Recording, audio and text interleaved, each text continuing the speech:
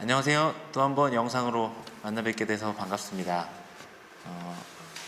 오늘 찬양에는 특별히 각 교회, 가까운 교회, 보리떡 교회, 그리고 함께하는 교회의 연주자들께서도 함께 해주실 예정입니다. 지금 동시에 이곳에서 찬양 연주하는 건 아니고요. 어떤 방식으로 각자의 공간에서 참여해 주셨습니다. 함께 찬양하시다 보면 아마 보실 수 있게 되실 텐데요. 이렇게 준비를 하다 보니까 우리가 교회가 뭔가 훨씬 더 커진 느낌도 듭니다. 각자의 공간, 또 각자의 삶의 일터가 모두 연결된 그 공간 모두가 우리의 교회가 되고 있는 예배 현장이기도 한 것 같습니다.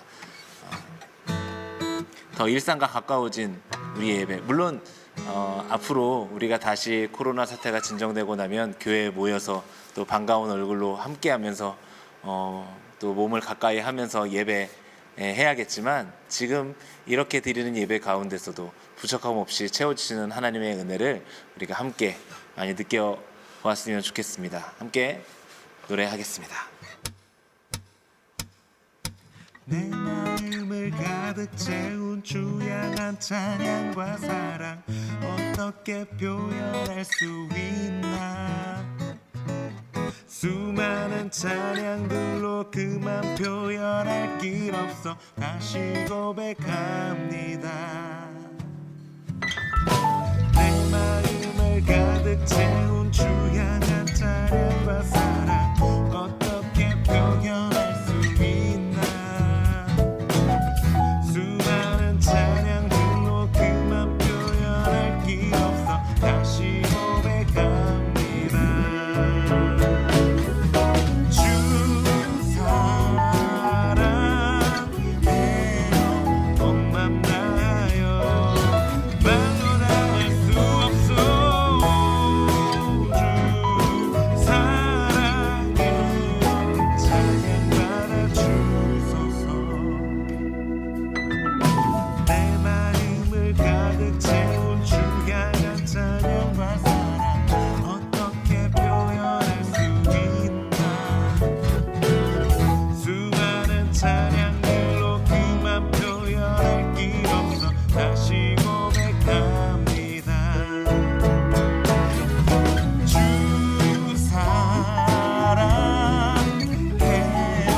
온맘 다하여 말로 다 할 수 없어. 주 사랑해요, 찬양 받아주소서. 주 사랑해요,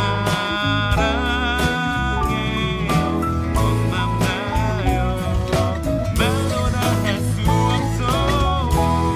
주 사랑해요, 찬양 받아주소서. 주님 사랑 다시 고백하는 새날 주심 감사해요. 주님 사랑 다시 고백하는 새날 주심 감사해요. 주님 사랑 다시 고백하는 찬양 주심 감사해요. 주님 사랑 다시 고백하는 찬양 주심 감사해요. 주 사랑해요,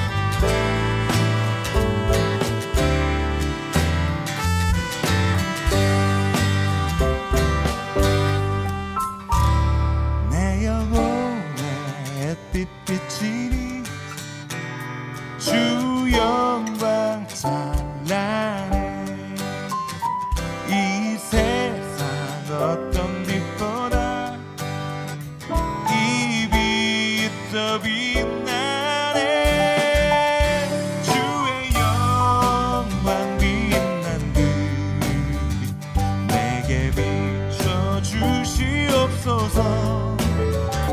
그 밝은 얼굴 배울 때 나의 영혼 기쁘다.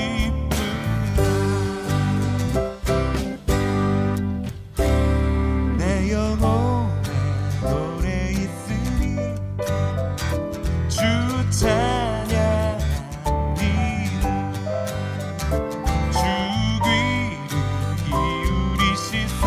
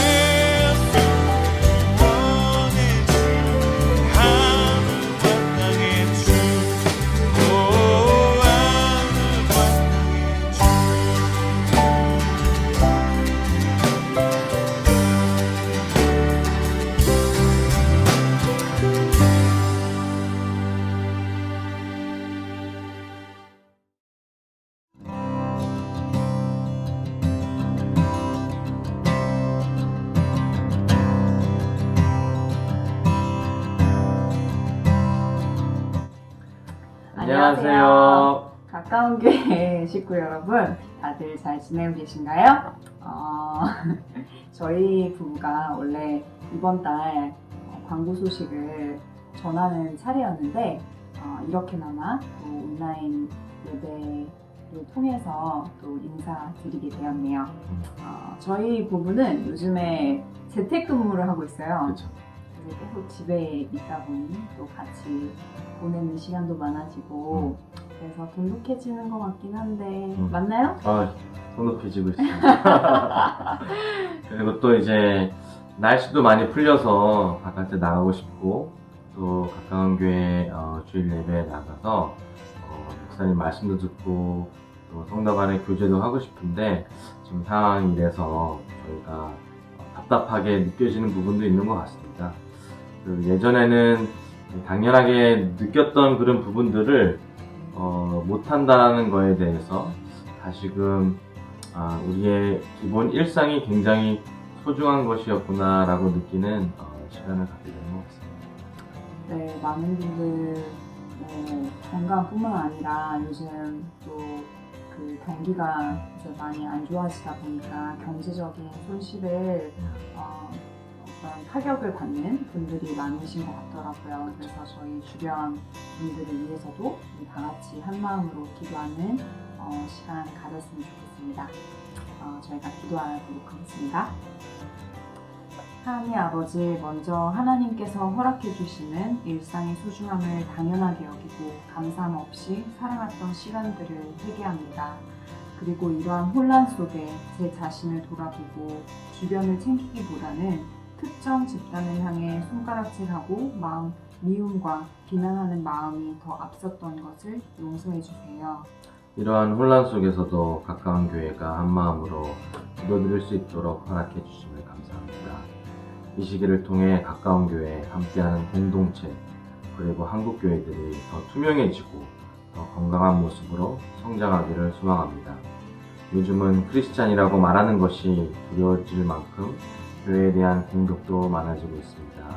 이럴 때일수록 교회가 또 그리고 우리가 하나님 앞에 더 정결한 모습으로 나아가는 시간이 되기를 바라고 하나님의 지혜가 우리의 행동과 마음에 깃들여져서 사랑을 표현하고 전하는 공동체가 되기를 소망합니다.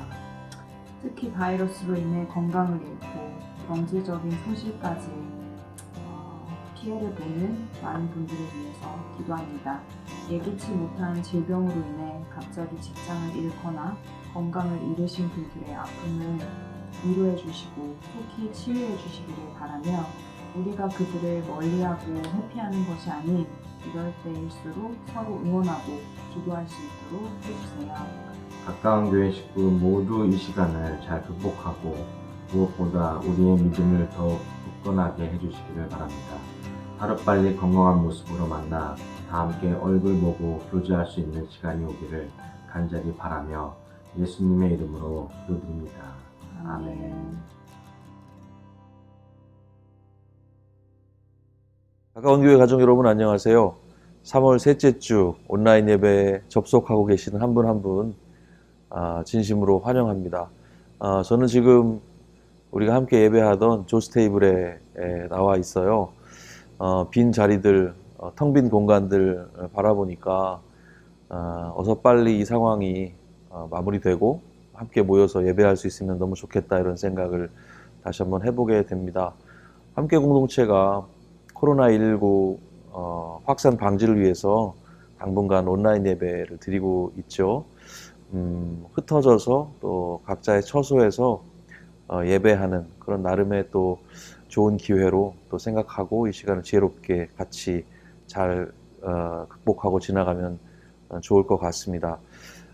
가까운 교회는 텔레비전 시리즈를 지금 진행하고 있습니다. 지난주 두 번째 시간까지 함께 하셨고요. 오늘 세 번째 시간 말씀 같이 나누려고 합니다. 말씀은 자리를 옮겨서 진행을 하도록 하겠습니다. 잠시 후에 뵙겠습니다. 네, 이제 자리를 좀 옮겨 앉았습니다. 오늘 세 번째 시간 말씀의 제목은요, 영광의 풍성입니다. 3월 한 달 동안에는 텔레비전이라는 이름의 시리즈를 진행하고 있습니다. 에베소서 도입부 바울의 기도를 면밀히 살펴보고 있는 중이죠. 첫 시간에는 비전과 비전이란 제목으로 내가 그려낸 그림이라고 말할 수 있는 욕망적 비전과 하나님이 보여주시는 그림이라고 말할 수 있는 계시적 비전을 대조해 봤습니다. 두 번째 시간에는 부르신 이유라는 제목으로 우리를 불러주신 그 부르심의 소망이 무엇인지 신약에 흩어져 있는 구절들을 살펴보면서 그리스도와의 거룩한 사귐, 자유와 평화, 고난과 영광이 우리를 불러주신 그 이유이고 그와 같은 소망이 우리를 설레게 하고 있는지 함께 돌아봤습니다. 오늘 세 번째 시간의 제목은 말씀드린 대로 영광의 풍성입니다. 에베소 교회를 향한 바울의 기도 내용을 담고 있는 이번 달의 본문 다시 한번 읽으면서 말씀을 시작하도록 하겠습니다. 에베소서 1장 17절에서 23절 말씀이죠. 눈으로 또 입으로 함께 따라와 주시면 감사하겠습니다.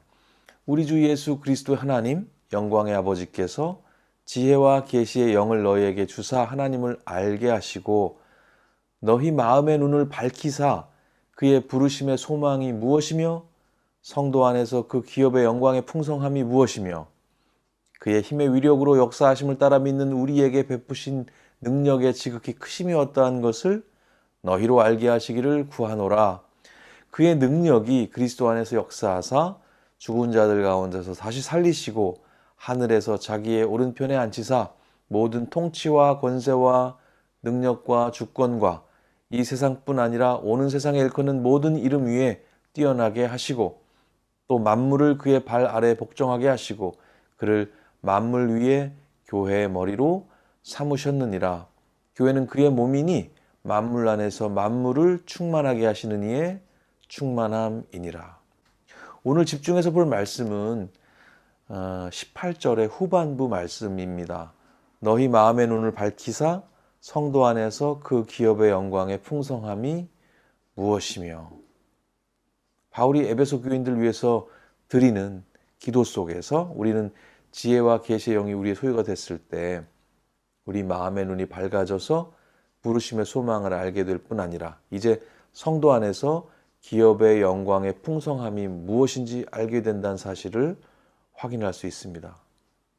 성도 안에서 기업의 영광의 풍성함. 여기서 중요한 단어는 뭔가요? 역시 성도, 기업, 영광 이런 익숙한 단어들이 우리의 시선을 먼저 사로잡지만 이 문장이 하고 싶은 얘기, 이 표현 안에서의 핵심 단어는 바로 풍성함입니다. 지난 시간에도 우리는 부르심보다 소망에 관심을 갖는 태도를 봤습니다. 여전히 오늘도 기업의 영광보다는 그 풍성함에 관심을 갖는 태도를 확인할 수 있습니다. 무엇이냐보다 어떠하냐에 관심을 두는 태도인 것이죠. 하나님의 성품을 미리 경험한 바울의 이런 기도 내용을 통해서 우리는 하나님 나라에 관심이 어디 있는지 짐작할 수 있습니다. 하나님이 우리에게 주시고자 하는 것은 어떤 결과나 성공 자체가 아니라 그 너머의 어떠함이라는 것, 만져지는 실체 그 너머의 아름다움, 거기에 하나님의 마음이 있다는 사실을 알 수 있습니다. 기업의 영광이라는 표현까지만 생각해 보면 왠지 여기가 아닌 거기, 다른 곳에 있는 아름다움의 뉘앙스를 주는 것 같아요. 하지만 그것의 풍성함이라는 표현까지 이르면 그 영광이 거기가 아닌 여기에 있어서 나에게도 지금 영향을 주고 있다, 나를 지금 행복하게 하고 있다 하는 말로 들을 수 있습니다. 기업의 영광이라는 표현은 신학적으로 역사적으로 앞뒤 좌우를 살피다 보면 찾을 수 있는 어떤 객관적이고 논리적인 결론일 거예요. 하지만 왠지 우리가 감각하기에는 너무 건조하고 이론적이라는 느낌을 지울 수 없습니다. 그런데 풍성함이라는 단어는 지극히 주관적인 표현법이죠. 풍성함이라는 단어는 사실 맛보지 않은 사람이 쉽게 하기는 어려운 말입니다. 바울은 자신이 먼저 맛보아 알고 있는 그 영광의 풍성함을 에베소 가족들이 함께 맛보았으면 하는 것입니다. 이것이 첫 시간 생각했던 지식을 넘어서는 지혜 영역이 아닐까 싶어요. 잠시 제 군 시절 얘기를 해보려고 합니다. 지난주엔 그 축구 얘기를 했기 때문에 다음 주엔 군대에서 축구한 얘기를 하면 활용점정이 되겠습니다. 네. 기대해 주세요. 제가 1990년에 군에 갔습니다. 가을쯤 갔는데요. 해가 바뀌고 그 다음에 겨울쯤에 강원도 양구 산꼭대기로 자대 배치를 받았습니다.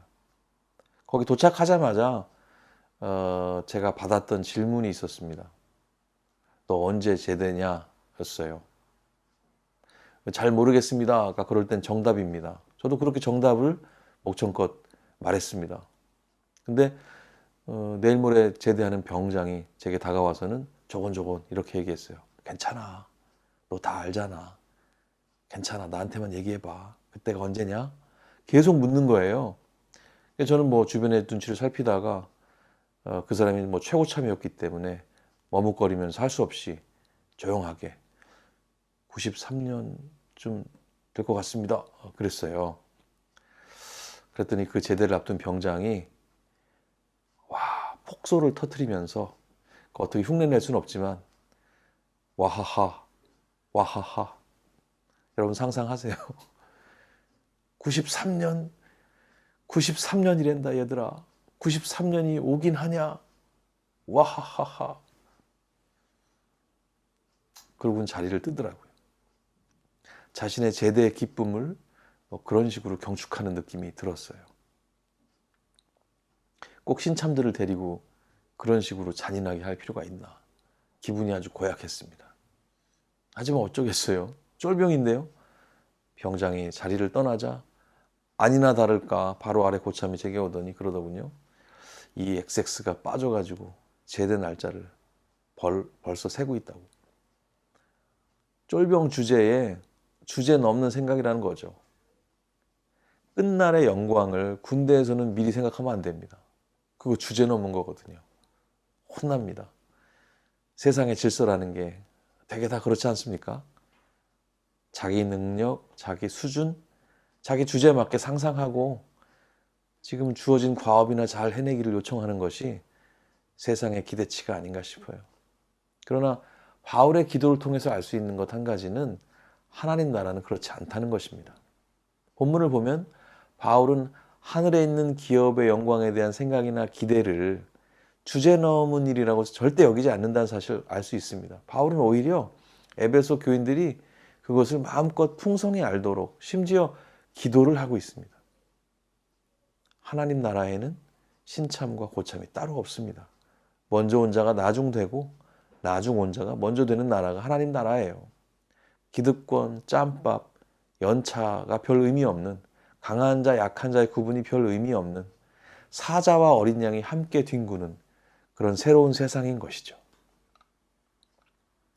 늦게 온 일꾼이 같은 품삯을 받았던 얘기, 또 가산을 탕진하고 요즘 말로 지나친 플렉스의 결과로 거짓골이 된 둘째 아들을 기쁨으로 받으시는 아버지의 얘기를 통해서도 우리는 하나님 나라의 특별한 성격을 알게 됩니다. 그것을 기업의 영광의 풍성함이라고 요약할 수 있을 것 같아요. 기업이라는 것은 유산을 말합니다. 헤리티지. 여기 부모와 자녀의 개념이 녹아 있습니다. 가족의 개념이 녹아 있다는 겁니다. 기업의 영광은 다른 말로 상속자의 기쁨이겠죠? 하나님의 은혜로 인해서 부모이신 하나님으로부터 자녀된 우리들이 상속의 권리를 합법적으로 소유하게 되었다는 개념이 여기 살아 있습니다. 그 영광, 그 기쁨의 풍성함을 말하고 있어요. 이것이 소망의 실체가 아니고 뭐겠어요? 상속의 개념을 알게 되었다는 기쁨이 아니라 우리가 상속의 권리를 감히 갖는다는 것이 기쁨의 실체고 소망의 이유가 되는 것이죠. 아들 예수 그리스도의 권리가 우리 사람들의 것이 되었다니까요. 하나님이 선택하신 유대인들은 이 놀라운 감격 가운데 살아왔을 겁니다. 그러나 점점 그 은혜의 부르심을 잊고 선민의식에 빠져들어서는 구원이 자신들만의 제한적인 특권인 것으로 생각을 했죠. 그러나 바울은 이 오래된 이스라엘의 생각을 깨뜨릴 만한 엄청난 비밀을 알고 있었습니다. 에베소서 3장 6절을 보실까요? 이방인들이 복음으로 말미암아 그리스도 예수 안에서 함께 상속자가 되고 함께 지체가 되고 함께 약속에 참여하는 자가 됨이라. 이방인들이. 유대인들이 바울 일행을 핍박했던 이유가 바로 여기에 있죠. 오랜 전통으로 전해 내려오는 이스라엘의 신앙적인 특권을 무시하는 발언을 일삼았으니까요. 심지어 예수님도 이스라엘의 그 독실한 신앙 때문에 십자가에 달리신 거 아닙니까? 일찍 와서 오래 일한 일꾼들이나 아버지 집에서 오랫동안 수고했던 큰아들의 입장이 당시 이스라엘의 입장일 수 있을 것 같아요. 그들이 이 상황을 기쁨으로 풍성함으로 느끼기는 어려울 수도 있을 것 같아요. 주제넘는 갑툭튀들에게 내가 받을 혜택을 빼앗기는 것 같은 그런 심정에 빠질 수가 있을 것 같습니다. 내가 왜 이 고생을 했나? 그런 생각을 할 수 있을 것 같아요. 굉장히 합리적인 불만으로 느껴집니다. 하지만 그것은 일종의 기억 상실증입니다. 누구나 스스로 자신들이 난 자리를 기억해야 합니다.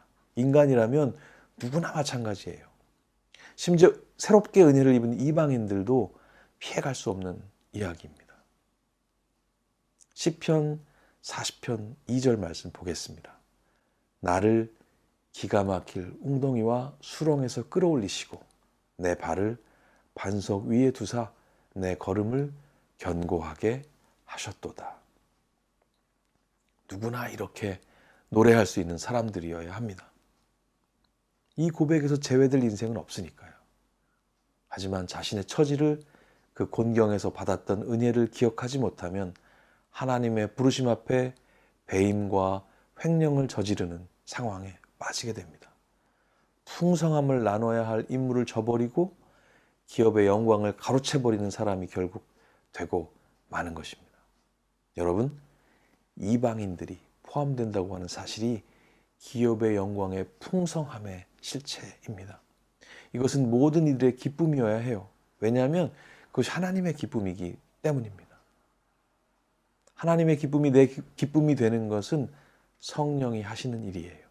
지혜와 계시의 영을 주셔서 우리의 눈이 밝아져야 생겨나는 기쁨이고 소망인 것입니다.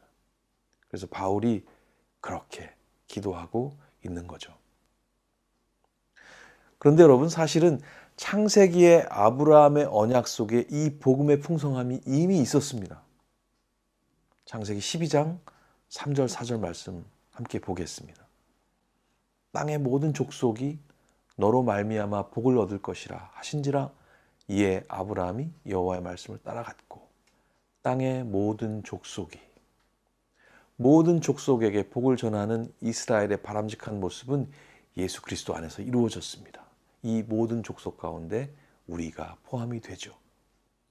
그 사실을, 그 비밀을 누구보다도 강력하게 깨닫게 된 사람이 바로 유대인 바울이었습니다. 말씀에 의하면 그의 눈에서 비늘 같은 것이 벗겨진 이후에 새로운 눈을 뜨게 된 사람이 바로 바울이죠. 이스라엘 중에서도 이스라엘 사람이었던 그였습니다. 종일토록 일한 일꾼의 심정으로 혹은 파렴치한 동생을 둔 큰아들의 심정으로 기독교인들을 핍박하던 장본인이 바로 바울이었죠. 너희 마음의 눈을 밝히사라는 우리 본문의 바울의 기도의 표현은 자신의 경험에서 나온 것으로 보입니다. 이 시점에서 저는 오늘 본문의 시작점인 성도 안에서라는 표현에 다시 주목하게 됩니다. 성도 안에서. 성도 안에서의 개념은 가족의 개념과 같습니다. 모두 그리스도 안에서 형제 자매가 된다는 것이죠. 가족 안에서는 내 것이 네 것이고 네 것이 내 것이죠.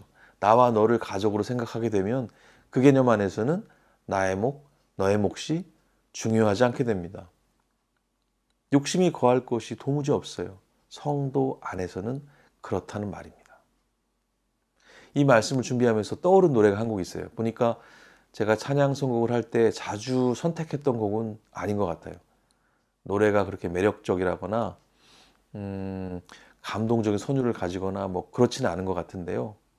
이번에 말씀 준비하면서 이 노랫말이 떠올랐어요. 자세히 살펴보니까 참 좋더라고요. 아주 단순하고 뭐 어렵지 않은 그런 표현들인데 너무너무 중요한 의미가 담겨 있었습니다. 그래서 여러분과 함께 잠깐 불러보면 어떨까 싶어요. 우리 함께 걸어요라고 하는 곡인데요. 제가 함께 반주하면서 여러분들과 함께 불러보는 시간 갖도록 하겠습니다. 제가 오늘 드리고 있는 이 말씀, 가족의 의미, 성도 안에서의 의미 생각하면서 같이 불러보면 좋을 것 같아요. 우리 함께 걸어요, 주의 인도하심 따라 손을 잡고 하나가 되어요. 주의 사랑 우리 안에 있네. 우리 서로 섬기며 주의 사랑 나눌 때 모든 사람 다 알게 되리라. 우리 주의 가족임을. 우린 주 안에 한 가족. 주를 하나 되게 했네. 주의 사랑 나누며 서로 섬길 때 주의 나라 이루어지리. 우린 주 안에 한 가족. 주를 하나 되게 했네.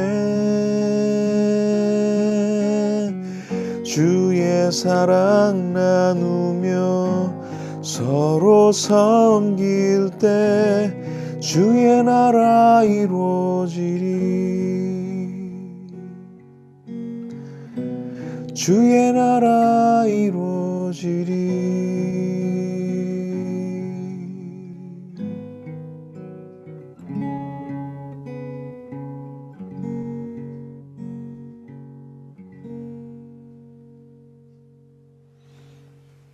네, 노랫말 참 좋죠.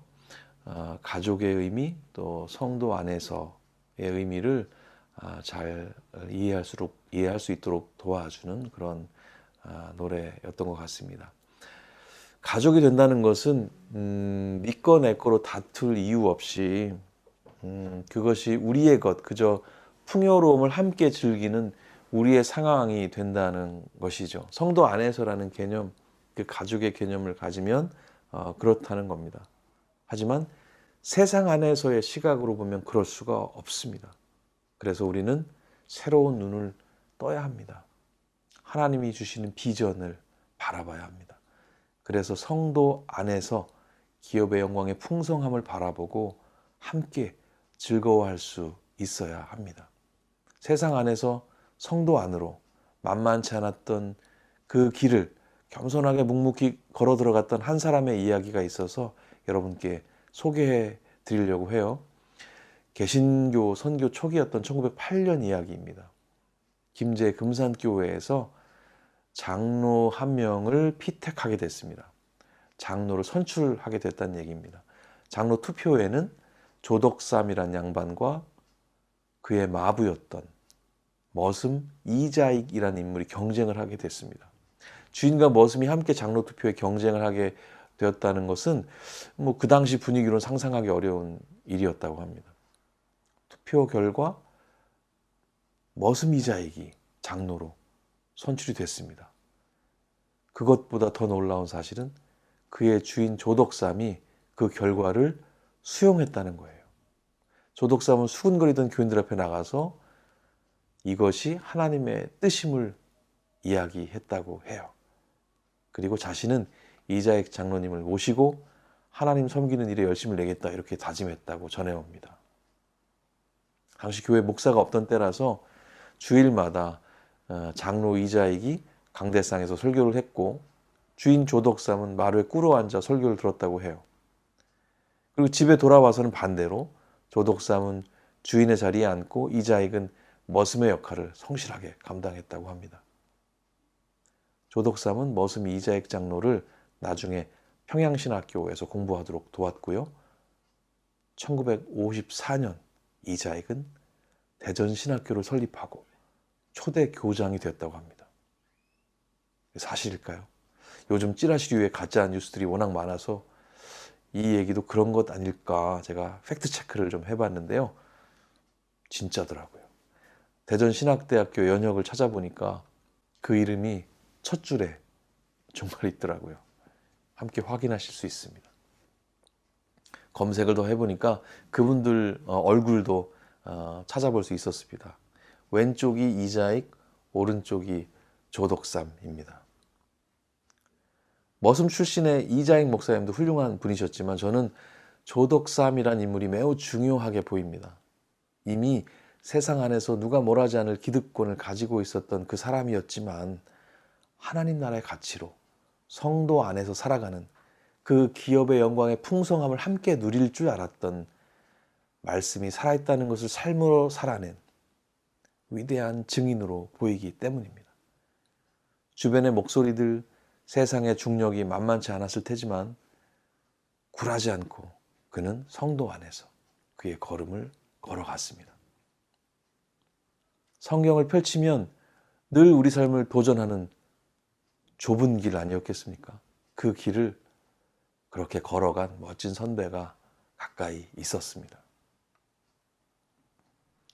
자기 주제를 넘어서도록 허락받은 사람은 사실상 이자익 이전의 조덕삼이었고 사실상 조덕삼 이전에 우리 모두라는 사실을 기억할 필요가 있겠습니다. 은혜를 우리는 기억해야 합니다. 자기 주제를 넘어서게 하신 그 십자가의 놀라운 은혜에 포함되지 않을 사람은 아무도 없기 때문입니다. 하나님 나라는 그 어느 누구든지 마음껏 기대하고 마음껏 상상해도 되는 그 크기를 다 재지 못할 만큼 풍성한 영광의 나라인 것입니다. 그 풍성에 대하여 본문의 마지막 표현으로 말씀을 정리해 보겠습니다. 너의 마음의 눈을 밝히사 성도 안에서 그 기업의 영광의 풍성함이 무엇이며 본문은 에베소 교인들이 그 풍성함이 무엇인지 알게 하시기를 구하는 바울의 기도죠. 성도의 기업의 풍성의 내용은 세상의 기업의 풍성의 내용과 분명 차이가 있습니다. 어떤 차이가 있을까요? 세상 안에서 기업의 영광의 풍성은 양극화를 가져오는 풍성, 일부가 누리는 풍성, 욕심이 만들어내는 풍성, 서로 다투고 빼앗는 풍성, 그래서 평생 풍성치 못한 사람들이 갈망하는 풍성, 그래서 결국 소유한 자들만 소유하지 못한 자들을 바라보며 상대적인 성공의식을 느끼는 그런 풍성이라고 말할 수 있습니다. 하지만 성도 안에서 기업의 영광의 풍성이라는 말은 누구나 누리는 풍성, 함께 누리는 풍성, 나눔이 만들어내는 풍성, 서로 기뻐하고 축하해주는 풍성, 누구의 것이라 주장하지 않아도 평화로운 그런 풍성입니다. 마음의 눈이 밝아져서 이 풍성함으로 뚜렷이 바라보고 기뻐하는 모든 분들이 되시기를 축복합니다. 사촌이 땅을 사면 배가 아프고 나보다 잘난 사람은 꼴도 보기 싫은 이 욕망의 세상 안에서 우리 눈을 사로잡았던 오래된 비전들은 얼른 폐기 처분해버리고 성도 안에서 하나님이 주신 올바른 비전을 뚜렷한 4K로 우리 마음의 거실에 들여놓으시기를 축복합니다. 잠시 말씀 기억하시면서 함께 기도하는 시간 갖도록 하겠습니다. 너의 마음의 눈을 밝히사 성도 안에서 그 기업의 영광의 풍성함이 무엇이며 마음의 눈으로 새 비전을 바라보는 시력이 우리들에게 필요합니다. 우리는 이 땅과 하나님 나라라는 두 세계를 동시에 살아가고 있기 때문에 자주 혼란스러울 수 있습니다. 그러나 분명히 붙들어야 하는 것은 하나님이 주시는 비전을 바르게 바라볼 때 부르심의 소망에 설레게 되고 세상이 아닌 성도 안에서 그 기업의 영광의 풍성을 누리고 즐기게 될 것이라는 사실입니다. 하나님이 주시는 비전, 하나님 당신께서 지금 보고 계신 그 그림들을 우리도 함께 바라보기를 원합니다. 오늘 말씀을 기억하시면서 함께 기도하겠습니다.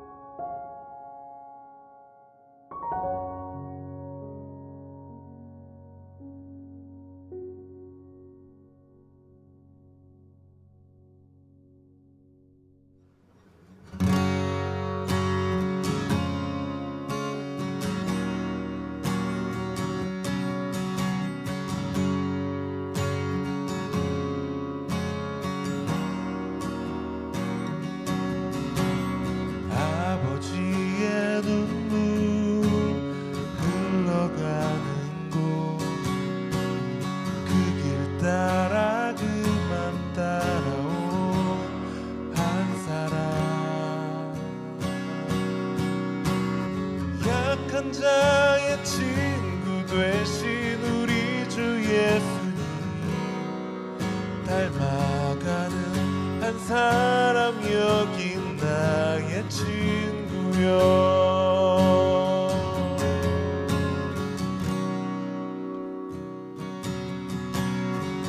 아버지의 기쁨 넘쳐나는 곳 그 길 따라 그만 따라온 한 사람 슬픈 자의 기쁨 되신 구원자 예수님 닮아가는 한 사람 여기 나의 친구여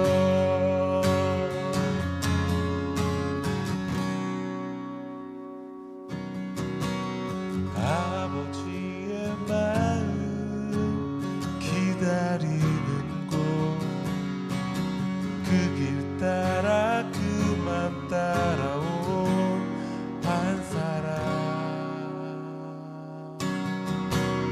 아름다우신 우리 주 거룩한 예수님 닮아가는 한 사람 여기 나의 친구여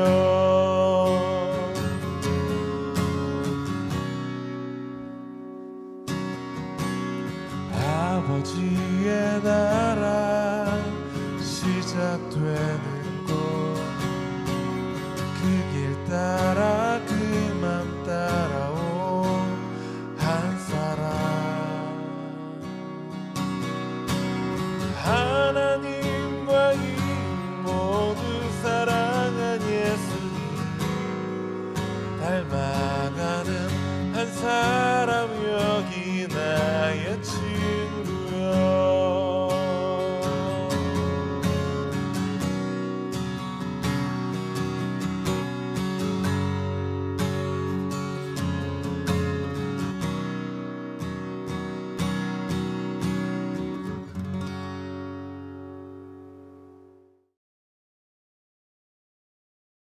어려운 시간이 계속되고 있습니다. 하지만 이번 한 주간도 건강하게 또 행복하게 또 지혜롭게 잘 살아내시는 가까운 교회 가족들이 되시기를 축복합니다. 우리 함께 기도하고 오늘 온라인 예배를 마치도록 하겠습니다. 살아계신 하나님, 지금 이 시간 우리 마음의 눈을 뜨게 하셔서 멀리 있던 하나님 나라의 비전을 우리 선 이 자리에서도 가까이 바라보게 해주시길 기도합니다. 성도 안에서 기업의 영광의 풍성함을 알게 하시기를 기도합니다. 세상의 것과는 전혀 다른 그 풍성함을 누리고 나누는 모두가 되기를 소망합니다. 언제나 우리의 삶을 인도하시는 예수 그리스도의 이름으로 기도합니다. 아멘.